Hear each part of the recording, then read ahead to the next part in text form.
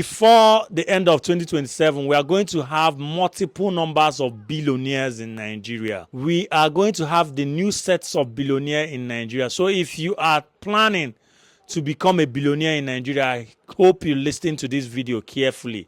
I'll make it as short as possible. You can do your own research. The federal government of Nigeria just announced that it has given 6 months timeline for all our fintech companies, all our banks to localize the whole transactional data that they have generated from financial operation in Nigeria, to localize it in Nigeria. The federal government have asked fintechs, banks, all the data, your accounts, your transfer, everything, OP, PAMPay, MoneyPoint, Navel, Paystack, or everything that they generate, your data, that they should come and save it in Nigeria. If you don't understand what that means, over time, because of lack of power, because of lack of critical data infrastructure in Nigeria, most of our companies, they save their data outside Nigeria. That means all this your registration, all this thing what they feel online, they save them for, they host them for servers where they outside Nigeria, for data centers where they outside Nigeria.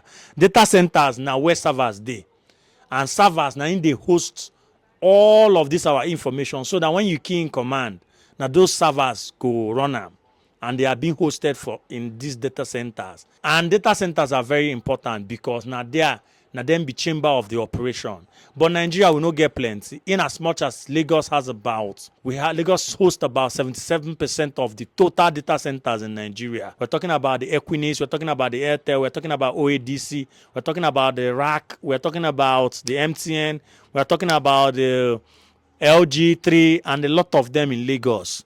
But all of this put together no reach 130 megawatts of these data centers. And now let me bust your head. Most of our companies, they host their own for South Africa, because South Africa have the critical infrastructure to power those data centers. We're talking about lights, power. South Africa brags about 48,000 megawatts, and they have only 68 to 70 million people. And Nigeria will generate 13,000 and transmit about 4,500 megawatts. For how many people? Almost 300 million people. So now this news and this policy by the federal government, according to the Act, Data Protection Act of Nigeria of 2023, and the Data Categorization of Nigeria, which insists that we have compliance to the sovereignty of our, meaning that our local data from our people, by our people, should be stored here. Because of so many reasons, you cannot be exporting your data, saving the data of your people. Imagine about 50 to 60 million Nigerians using OP, PAMPay, MoneyPoint, Paystack, all of them now, all of them, using it, and their information is being stored in South Africa, in London, in America. Number one, we say they carry money, because now money that they use host those data for those data centers. I'm talking about tens of millions of dollars running into hundreds of millions. Number two, we say those data centers, they give job. Now people they operate, and now people they work there. So all those things now what will the exports come out? But that will not be even the issue. The issue is that when they have your data, like I used to do in all my videos, all my AI videos, I talk about data. Data is the anchor to the future. If I have your data, I know what you like. I know the kind of food where you like. I know the kind of bank where you like. I know your destination for vacation.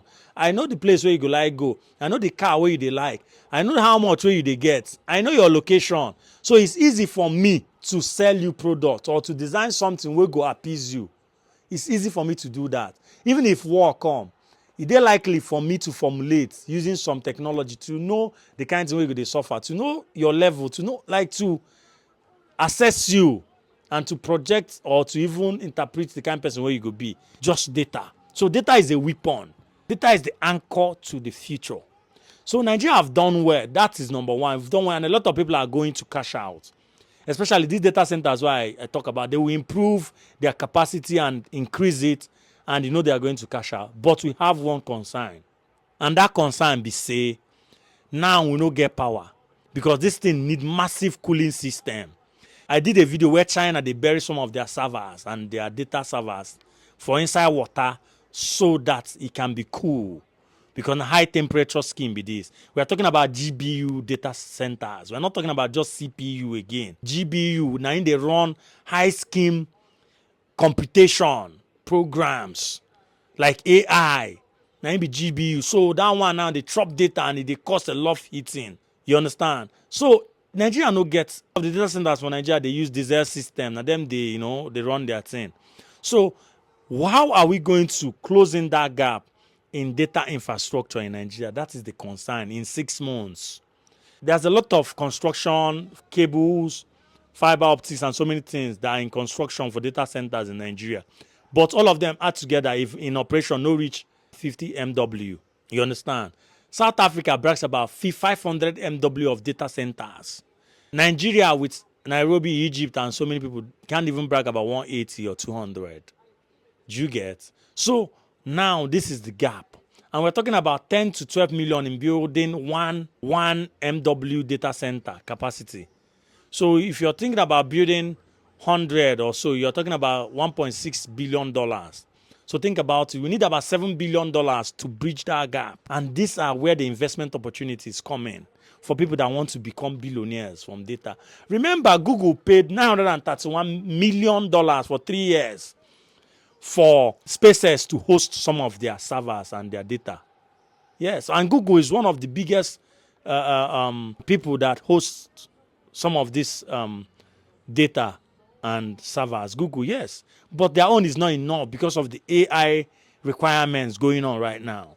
A lot of people they need more. They need more. So this is what is happening. We are going to have a lot of data centers springing up across everywhere. But concentrating it in Lagos alone is another problem, because if anything hits most of them, that means it's going to cause a downtime in the operational system of many of our facilities and companies. So that is why the infrastructure have to be spread across the country. So I hope you follow me. I hope I broke this down to the level that you understand. It's not just about the data. We're talking about the future. We're talking about tailoring of products. We are talking about even protecting our data, our individual data, the citizens' data, so that people cannot weaponize it against us. So it's a good move. It's going to create jobs, millionaires, and infrastructure. But at the same time, we need to cover up the gaps. Follow me if you enjoy this, and make sure you share it and comment. Let's know how we learn together. Thanks.